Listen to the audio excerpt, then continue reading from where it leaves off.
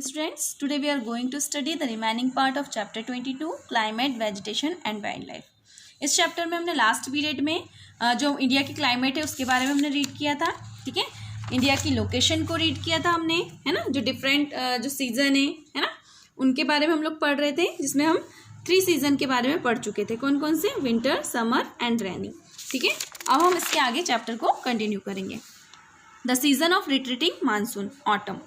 The season of retreating monsoon starts from the mid of September and continues up to mid-November. The process of monsoon retreat is slow and gradual. जो retreating monsoon का या लौटता हुआ जो monsoon है, इसका जो season होता है वो कब स्टार्ट होता है? मिड सितंबर से स्टार्ट होता है और कब तक चलता है? मिड नवंबर तक चलता है. मतलब नवंबर के मध्य, सितंबर के मध्य से स्टार्ट होता है एंड नवंबर के मध्य में ख़त्म हो जाता है. ये जो प्रोसेस है मानसून रिट्रीट की, वो कैसी होती है? स्लो एंड ग्रेजुअल होती है. ये जो सीज़न होता है इसमें बहुत ज़्यादा मतलब स्कॉचिंग हीट होती है, बहुत ज़्यादा तेज गर्मी होती है. ठीक है, चिलचिलाती धूप रहती है मतलब इस समय पे, है ना. क्योंकि वेदर जो है वो कैसा बन जाता है? ऑप्रेसिव बन जाता है. क्यों? बहुत ज़्यादा गर्मी के कारण एंड हाई ह्यूमिडिटी के कारण. ठीक है, during this season cyclones originate in the Bay of Bengal. They are often destructive and cause loss of life and property in the thickly populated delta region of Mahanadi, the Krishna, the Kaveri, etc. इस season के दौरान क्या होता है कि जो बे of Bengal है वहाँ पर साइक्लोन्स ओरिजिनेट होते हैं जो कि बहुत ज़्यादा डिस्ट्रक्टिव होते हैं. ठीक है, अक्सर डिस्ट्रक्टिव होते हैं, है ना. जिस कारण से क्या होता है कि महानदी, कृष्णा एंड कावेरी, यहाँ के जो डेल्टा एरिया है ना, जो कि कैसे है? थिकली पॉपुलेटेड है, वहाँ पर जनधन की हानि होती है. इस कारण से इन्हीं साइक्लोन के कारण तमिलनाडु के कोरोमंडल कोस्ट में क्या होती है? हैवी रेनफॉल होता है या बहुत ज़्यादा बारिश होती है. मानसून जो है वो क्या करता है? यूनिफाइंग बॉन्ड का काम करता है इंडिया के लोगों के लिए. ठीक है, एग्रीकल्चरल कैलेंडर जो होता है वो इसी पर डिपेंड होता है ना. लोग जो है वो जो फसल बोने का जो भी रहता है उनका, ठीक है, वो इस मानसून पर मानसून के अकॉर्डिंग डिसाइड करते हैं. एंड लोगों की का जो जीवन है, प्लांट्स, एनिमल, है ना, ये सब मानसून से प्रभावित होता है. Natural vegetation. Natural vegetation refers to the natural growth of plants without any interference of man's activities. We see a variety of plant life in our surroundings. Natural vegetation जो है वो क्या होती है? Natural vegetation जो natural growth होती है plant की, बिना मनुष्य के गतिविधियों के इंटरफेरेंस के बिना, मतलब कि जो प्लांट ग्रो होते हैं, ठीक है, ठीक है, जो प्लांट बढ़ते हैं, अपने आप से बढ़ते हैं, वो क्या कहलाते हैं? नेचुरल वेजिटेशन कहलाते हैं वो. एंड हम लोग देखते हैं हमारे सराउंडिंग के आसपास हम लोग कई सारे प्लांट देखते हैं. ठीक है, एंड उसमें से कुछ स्मॉल प्लांट होते हैं जिनको बुशेस या श्रब्स कहा जाता है, जैसे कैक्टस, है ना, flowering plants etcetera. Different type की जो नेचुरल वेजिटेशन है वो इंडिया में देखने को मिलती है हमको. ठीक है, डिफरेंट क्लाइमेट कंडीशन के अकॉर्डिंग, है ना. कहीं पर अलग पेड़ पौधे देखने को मिलेंगे, कहीं पर अलग मिलेंगे. तो ये किसके कारण? क्लाइमेट के कारण. टेम्परेचर एंड रेनफॉल, ये 2 इंपॉर्टेंट फैक्टर हैं जो कि प्लांट की ग्रोथ को प्रभावित करते हैं. The following are the types of natural vegetations found in India. India में फॉलोइंग टाइप के जो नेचुरल वेजिटेशन है वो पाई जाती हैं. कौन कौन सी? Tropical evergreen forest, tropical deciduous forest, thorny bushes, mountain vegetation, mangrove forest. Tropical evergreen forest. Since the trees of this forest do not shed their leaves at the same time, they are called evergreen forest. यद्यपि ये जो मतलब पेड़ होते हैं, इन forest के जो पेड़ होते हैं वो मतलब ये एक ही समय में अपनी पत्तियां नहीं गिराते सारे पेड़. ठीक है, इस कारण से इनको क्या कहा जाता है? एवरग्रीन फॉरेस्ट कहा जाता है.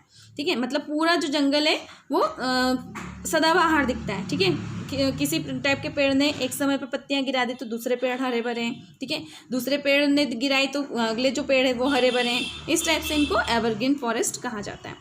ये जो फॉरेस्ट हैं, ठीक है, इनको रेन फॉरेस्ट भी कहा जाता है. इबोनी, महोगनी, रोजवुड, ये इंपॉर्टेंट ट्रीज इन फॉरेस्ट में जो पाए जाते हैं. ट्रॉपिकल रेन फॉरेस्ट जो है वो कहाँ पर किन एरिया में लगते हैं? जहाँ पर हैवी रेनफॉल होता है. ठीक है, हैवी रेनफॉल मीन्स जहाँ पर रेनफॉल 200 सेंटीमीटर से ज़्यादा होता है. ठीक है, वहाँ पर कौन से फॉरेस्ट होते हैं? ट्रॉपिकल एवरग्रीन फॉरेस्ट होते हैं. Many other types of plants like bushes, creepers, shrubs are also found in these forest. इसके साथ साथ जो अदर टाइप के जो प्लांट हैं जैसे बुशेस है, क्रीपर्स, श्रब्स, ये भी इन फॉरेस्ट में फॉरेस्ट में पाए जाते हैं. इंडिया में इस टाइप के फॉरेस्ट हमको कहाँ पर देखने को मिलेंगे? नॉर्थ ईस्टर्न हिल्स पर. ठीक है, western Ghat, Andaman and Nicobar island में. Second, tropical deciduous forest. These forests are widespread in India. These forests are also called monsoon forest. ये जो फॉरेस्ट है ये इंडिया में बहुत ज़्यादा फैले हुए हैं, ठीक है, ये बहुत ज़्यादा है। इन फॉरेस्ट को मानसून फॉरेस्ट भी कहा जाता है। ये उन एरिया में लगते हैं, ये वाले फॉरेस्ट या उन एरिया में पाए जाते हैं जहाँ पर एवरेज रेनफॉल 100 से 200 सेंटीमीटर के बीच में होता है। मध्य प्रदेश, उत्तर प्रदेश, बिहार, झारखंड, छत्तीसगढ़, उड़ीसा एंड महाराष्ट्र के जो कुछ पार्ट हैं वो डेसिडुअस फॉरेस्ट का होम माने जाते हैं। इंपॉर्टेंट ट्रीज जो है इन फॉरेस्ट के कौन कौन से? शीशम, साल, टीक, पीपल, नीम, ठीक है। एंड ये जो ट्रीज हैं वो क्या करते हैं, साल भर में एक पर्टिकुलर टाइम रहता है, उस समय पे अपनी पत्तियां शेड करते हैं या गिराते हैं, ठीक है, इनकी पत्तियां झड़ जाती हैं।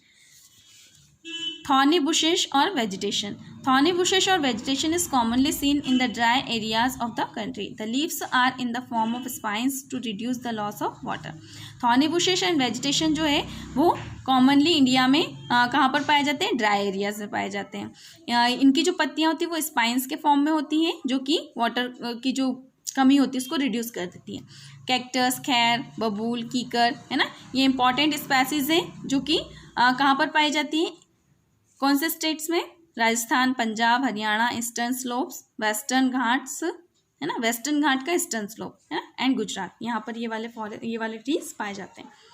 Mountain vegetation. A wide range of species is found in the mountains according to height. इस प्रकार के जो फॉरेस्ट हैं इसकी प्रजातियाँ जो है वो हमको माउंटेन पर देखने को मिलती है, माउंटेन में पाई जाती है, ठीक है, हाइट के अकॉर्डिंग।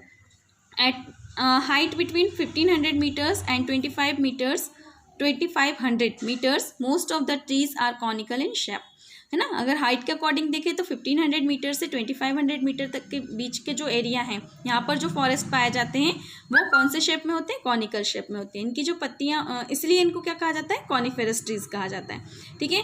3500 मीटर से ऊपर श्रब्स एंड ग्रासेस होती हैं अल्पाइन की, ठीक है, इसकी वेराइटी पाई जाती है। Chir, pine, deodar and spruce are important trees of this forest. इन फॉरेस्ट की ये इंपॉर्टेंट ट्रीज हैं, ठीक है। इसके बाद 4400 मीटर्स की हाइट पर स्नो लाइन है, ठीक है। इसके बाहर, इसके ऊपर की जो बर्फ है वो कभी भी नहीं पिघलती है, मतलब वहाँ पर कोई पेड़ पौधे नहीं है। Mangrove forest. These forests can survive in saline water. They are found mainly in the Sundarbans in West Bengal and in the Andaman and Nicobar Island. ये जो फॉरेस्ट हैं वो सैलाइन वाटर में सर्वाइव करते हैं, ठीक है। एंड ये मेनली कहाँ पर पाए जाते हैं? वेस्ट बंगाल में, सुंदरबन में, है ना, and Andaman and Nicobar island में।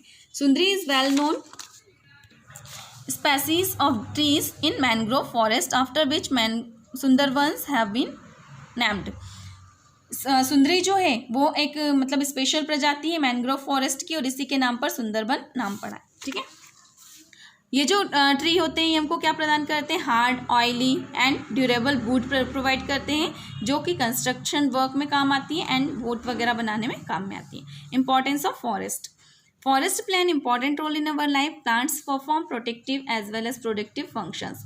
फॉरेस्ट जो है हमारे जीवन में महत्वपूर्ण भूमिका निभाते हैं। प्लांट जो है वो प्रोटेक्टिव एंड प्रोडक्टिव दोनों टाइप के फंक्शन परफॉर्म करते हैं या दोनों प्रकार के कार्य करते हैं। प्लांट्स जो है वो ऑक्सीजन रिलीज करते हैं एंड कार्बन डाइऑक्साइड को ऑब्जर्व करते हैं और ऑक्सीजन को हम ब्रीथ करते हैं, ठीक है। तो वो हमको किससे मिलती है? प्लांट से मिलती है। फॉरेस्ट जो है वो सॉइल इरोजन को कंट्रोल करने में भी हेल्प करते हैं, ठीक है। फॉरेस्ट हमको टिम्बर वगैरह प्रदान करते हैं फर्नीचर के लिए, फ्यूल वुड प्रदान करते हैं, कई सारे प्रोडक्ट हमको प्लांट से मिलते हैं। इसलिए हमको प्लांट को जो है मतलब कि ज़्यादा से ज़्यादा प्लांट लगाना चाहिए। Wild life. India is rich in biodiversity. More than 80,000 species of animals are found in India.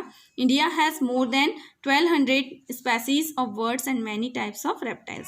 India जो है बायोडाइवर्सिटी में रिच है ना, एंड 80,000 से ज़्यादा प्रजातियाँ, ठीक है, एनिमल की वो इंडिया में पाई जाती हैं एंड 1200 स्पेसीज से जो बर्ड्स की हैं, ठीक है, 1200 से भी ज़्यादा प्रजातियाँ बर्ड्स की यहाँ पाई जाती हैं एंड कई प्रकार के रेप्टाइल्स भी इंडिया में हैं। एलिफेंट जो कि लार्जेस्ट मैमल है जो इंडिया में पाया जाता है, ठीक है, कहाँ पर पाया जाता है? ये असम, वेस्ट बंगाल, एमपी, केरला, ठीक है, इनके जंगलों में पाया जाता है। वन हॉर्न राइनोसॉर्स, ठीक है, वो भी यहाँ पर है राइनोसॉर्स। ये इंडेंजर्ड स्पेसीज है, मतलब विलुप्त की कगार पर है, ठीक है। एंड इसको प्रोटेक्ट करने के लिए Kaziranga and Manas national park setup किया गया है, कहाँ पर? असम में, ठीक है, यहाँ पर इनको प्रोटेक्ट किया जाता है।